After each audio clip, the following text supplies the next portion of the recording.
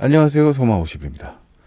유튜브에 보면은 영화 줄거리를 요약해 주거나 되게 세세한 이야기를 많이 해주는 채널들이 많이 있습니다. 근데 뭐, 저도 크리에이터라고 할 수 있겠지만 뭔가 좀 세련되게 만드는 게 과연 영화를 보는데 도움이 되는가? 라는 생각은 좀 들더라고요. 영화를 짧게 보게 만드는 그런 채널들이 많은 것 같아요. 그래서 뭐 그냥 잡다하게 제가 본 소감이라든가 이야기를 그냥 편하게 얘기하는 뭐 그런 취향의 뭐 방송을 뭐 해보겠습니다. 뭐 잘 될는지 모르겠는데 원래 재미있는 거랑 거리가 먼 사람이기 때문에 뭐 그냥 진행을 해보죠.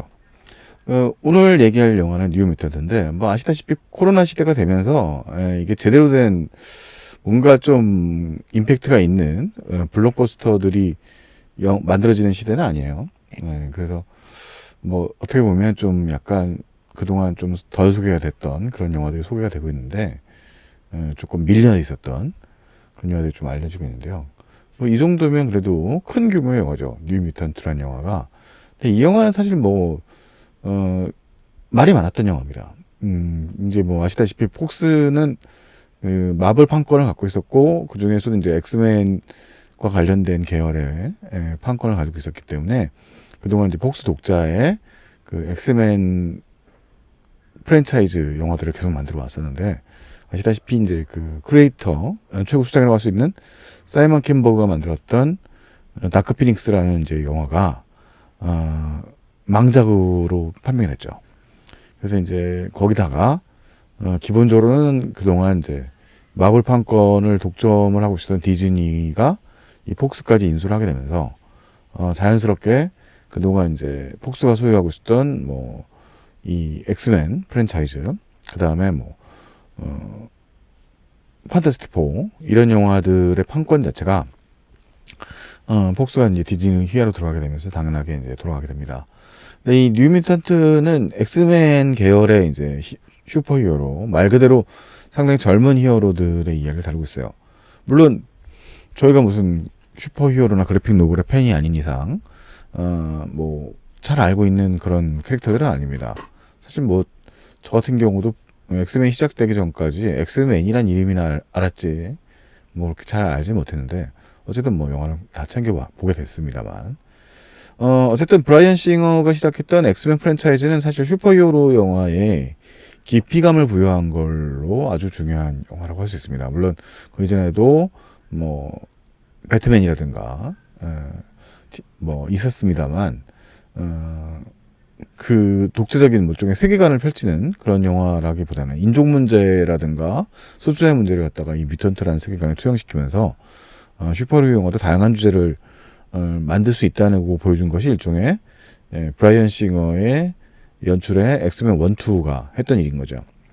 자, 그러면서 이제 이 엑스맨 세계관은 다시 이제 리뉴얼을 거듭하게 되면서 매튜 보온이 데이스 오브 퓨처 패스트 퍼스트 엑스맨 이 시리즈로 다시 이제 리뉴얼을 하면서 영화관이 이제 다시 뭐 리부팅이 되면서 다시 3부작이 진행되고 뭐 현재 이렇게 됩니다. 그 다음에 이제 뭐 알다시피 울버린의 늙은 이야기를 다루는 로건 같은 영화는 독자적 세계관 속에서 상당히 뛰어난 완성도를 보여줘서 뭐 당시에 최초의 슈퍼히어로 영화 중에서 일종의 작품상 후보에 올라가는 것이 아니냐 이런 이야기까지 나왔을 정도였으니까요. 자, 어쨌든 간에 뉴 뮤턴트는 여기 이제 네이버를 보고 계시지만 2000 애초에 티저 예고편 자체를 클릭을 해보면요. 이거는 소리가 나니까 티저 예고편이 2018년도에 올라온 바가 있어요. 상당히 이제 기대를 모았었던 거죠. 이 조시분이라는 감독은 사실 뭐 그렇게 유명한 감독은 아닌데 상당히 젊은 감독이죠. 79년생이니까 뭐 비교적 젊은 감독이고 그다음에 이제 뭐 안녕 헤이즐 같은 좀 청춘 영화 이런 영화를 통해서 이제 이름을 알린 감독인데 그러면서 이제 이 영화의 예고편이 상당히 호러스러운 분위기로 영화가 만들어졌단 말이에요. 예고편 자체가.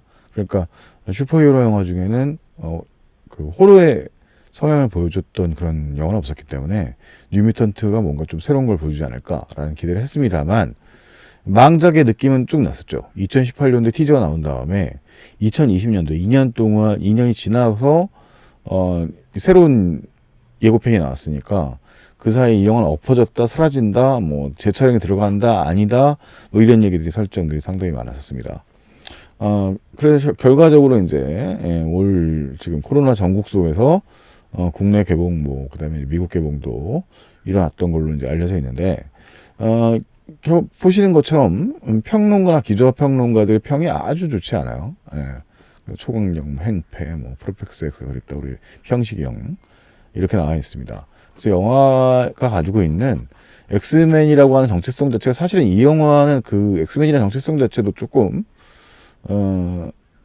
무시하고 있죠. 제목 자체가 그냥 더 뉴 뮤턴트라는 이름을 붙어있고 엑스맨이라는 표식을 떼버렸거든요. 그러면서 이제 엑스맨 세계관과는 좀 거리감을 좀 두고 있는 그런 영화가 됐고요. 사실 이 영화는 호러적인 느낌을 그렇게 뛰어나게 살린 영화는 되지 못합니다. 뭐 좀 사진을 보면서 얘기할게요.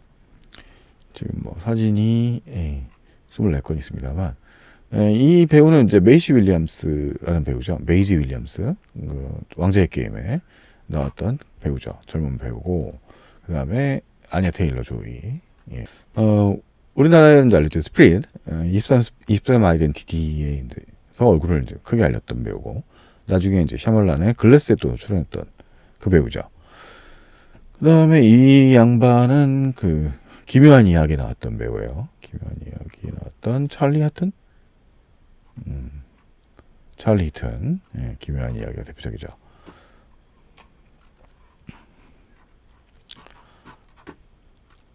그다음에 로베르토 역할을 하고 있는 배우는 브라질 출신의 이제 남미 출신이죠. 헨리 자가라는 인물이 등장을 하고요. 그 다음에 이건 이제 중요한 역할입니다. 그 다음에 이제 블루 헌트라고 하는 배우, 저희 그 인디안 그 계열의 슈퍼히어로 역할을 하고 있어요. 그 다음에 이제 앨리슨 브라가 맞나요? 시티 오브 갓에 나왔던. 네, 그 다음에 앨리스 브라가 이 영화에서 일종의 그 박사예요, 박사. 근데 박사인데 딱 봐도 예고편에 나오는 것처럼 약간 선들한 느낌의 누가 봐도 빌런인 역할을 담당하고 있고요. 그래서 이렇게 등장하는 5명의 그 젊은 배우, 그 다음에 빌런이라고 뭐 말할 수밖에 없는 앨리스 브라가 이 인물들이 사실 이 영화에 등장하는 대부분의 인물이에요. 그러니까 이 영화는 일종의 그 실제로 촬영 자체가 여기 뒤에 배경이 공간 자체가 그 오래된 정신병원에서 상당히 그 대학 캠퍼스 규모의 정신병원 촬영이 됐다고 그러더라고요. 그래서 영화 자체의 촬영 자체가 그런 좀 하우스 호러 이런 또 폐쇄 공간 호러를 얘기하고 있는 듯한 느낌이죠. 영화 자체의 지금 이미지, 포스터 이미지들도 애초에 상당히 좀 뭔가 무서운 이미지들을 보여주고 있고 그래서 영화가 상당히 호러스러운 느낌이 나지 않을까라는 건데 문제는 이 영화의 약점 자체가 그런 호러적인 느낌이 잘 살지 못했다는 거에 있습니다.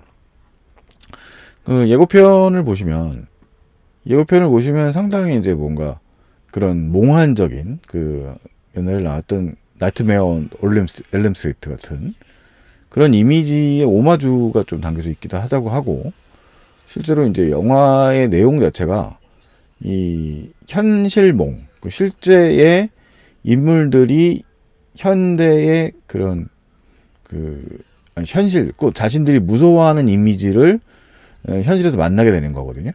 그래서 지금 이제 능력을 가지고 있는 존재가 아직 개발이 덜 된 이 소녀, 댄이라고 하는 이 소녀가, 인디안 소녀가 영화의 이제 첫 문을 열면서 이 트라우마를 다 가지고 있는 나머지 젊은 뮤턴트들의 자무지식 속에 있는 거를 끌어들이게 됩니다.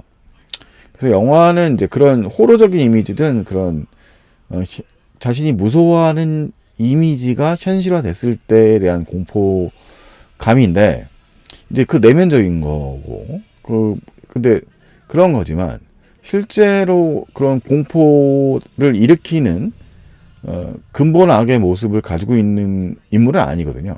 댄이라고 하는 인물 역시도 자신의 능력이 아직까지 자신이 성숙되지 않기 때문에 그런 영화 속의 이제 과정 속에서 그런 힘이 이제 점점 증폭되면서 생겨나는 일종의 후유증 같은 문제인 거죠.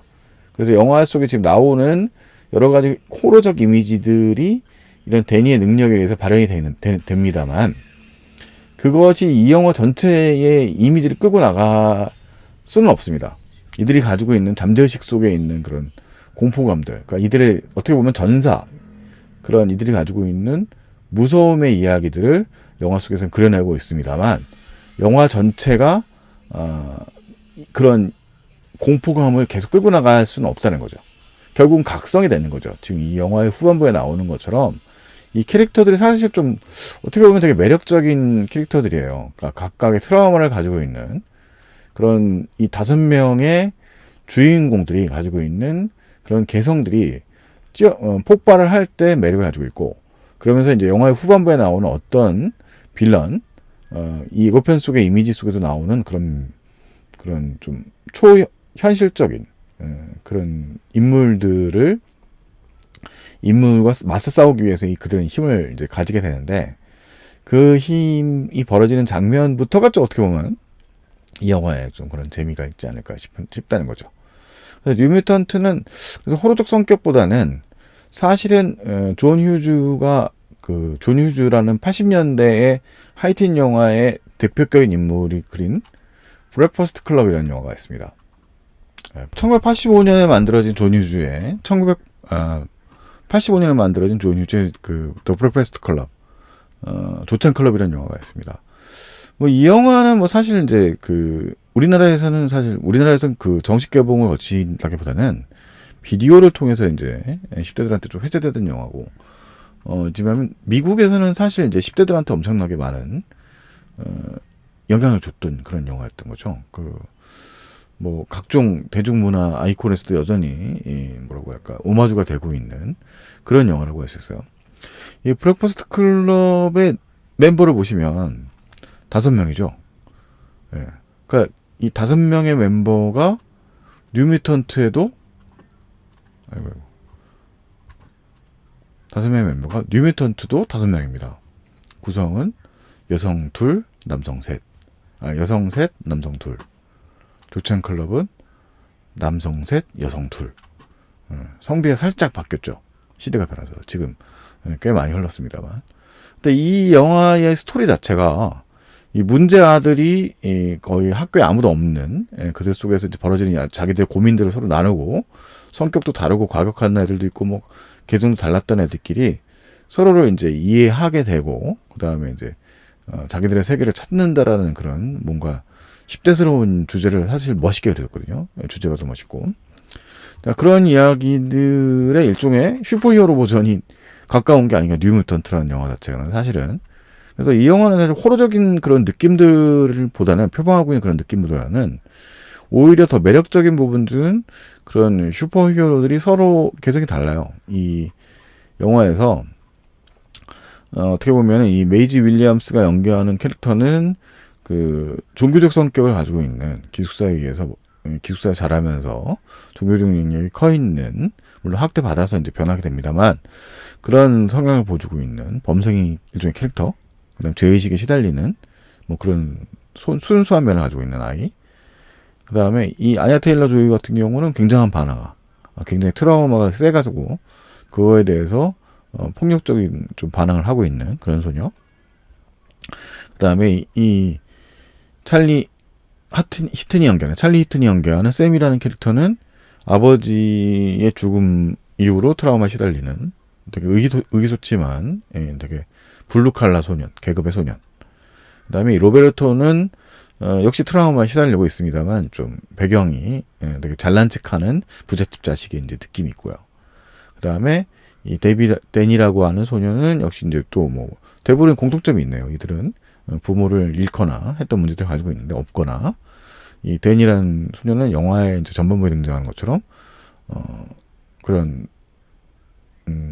인디안 소녀로서의 정체성을 가지고 있는 약간 이제 범생의 경향도 있는데, 또 능력 자체가 이제 이들을 모을 수 있는 어떤 힘을 가지고 있는, 남자를 끌어내는 그런 힘을 가지고 있는 캐릭터가 등장을 하기 때문에 뭐 되게 조용한 캐릭터긴 하지만 실제로는 그 캐릭터성을 좀 더 살렸으면 좋겠지 않았을까라는 그런 좀 아쉬움이 있어요. 거기에 그게 오히려 더 매력적이지 않느냐. 그 다음에 이 앨리스 브라가가 연기한 캐릭터가 이쪽에 방어막을 만들어낸 캐릭터예요. 그래서 영화를 보면 이 사람은 닥터, 뭐 모종의 이제 그런 세력에 의해서 어떤 세력인지 이제 약간 이제 그 의문에 있는데, 뭐 영화의 분위기가 미스터리한 거 봐서는 뭐 그렇게 좋아 보이지 않는 집단에 고용되어 있는 어떤 닥터이긴 합니다만, 동시에 가드, 보호 일종의 이 수용소 같은, 이 수용소 아이들을 가리키는 이 공간을 보호막을 쳐주는 능력을 가지고 있는 캐릭터기도 하거든요.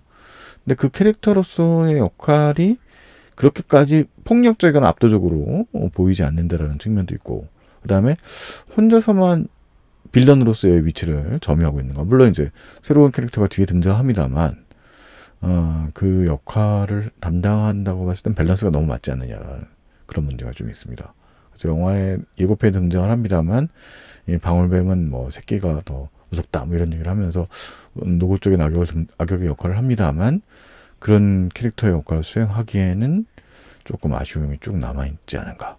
그래서 조금 그런 면에서 아쉬움이 있다 얘기를 할 수 있을 것 같고요.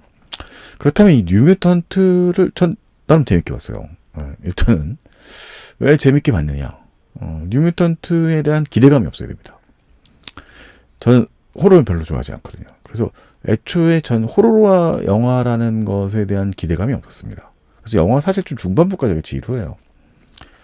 얘들의 얘기가 너무 서서히 바뀌어져요. 능력이 사실 또 보면은 괜찮은 능력들을 가지고 있습니다. 이게 되게 고통이라고 하는 트라우마의 성향을 잘 표현할 수 있는 능력들을 가지고 있어요. 그래서 그런 고통의 증세들이 너무 호러적인 성향들로만 자꾸 보여지려고 하기 때문에 이 성장기의 고통이 오히려 다 외부적인 것처럼 느껴지는 경향을 보여준다는 거죠. 그래서 이들의 내부적인 고통들이 오히려 잘 묘사되고 성장스러운 성장통의 이야기들이 더 드라마적으로 구성이 됐다면 영화가 좀 더 흥미롭지 않았을까. 그래서 오히려 저는 그런 트라우마, 이 캐릭터들을 몰랐기 때문에, 이 캐릭터들이 누군지 모르기 때문에 이 캐릭터들을 알아가는 재미가 오히려 이제 발견이 되면서 후반부에 그들의 능력이 발현되면서 하는 그런 재미가 더 있었던 것 같습니다. 그래서 어떻게 보면 이 뉴뮤턴트는 그런 성장담으로서의 영화의 포인트를 잡고서 보면 정보 이렇게 좀 뭔가 그동안의 슈퍼히어로 영화로서의 뭔가의 박력, 그런 에너지를 기대한다기보다는 무슨 굉장히 그 하우스호러, 그러니까 공간적으로 협소한 공간 내에서 제한된 인물들이 나오는 이야기예요. 그래서 심리 드라마에 어떻게 보면 가까울 수 있는 이야기인데, 그 위치가 애매모호한 상황으로 펼치다 보니까 오히려 영화적 재미가 떨어지게 되는 그런 아쉬움이 생겨난 거 아닌가라는 그런 생각이 듭니다.